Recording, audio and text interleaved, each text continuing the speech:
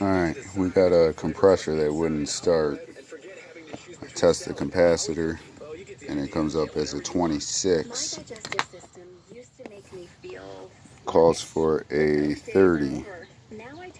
The compressor would not start, so I put a 45 in there. Compressor kicked right up, fired up. It was a little low on refrigerant. Juiced it up, got her going.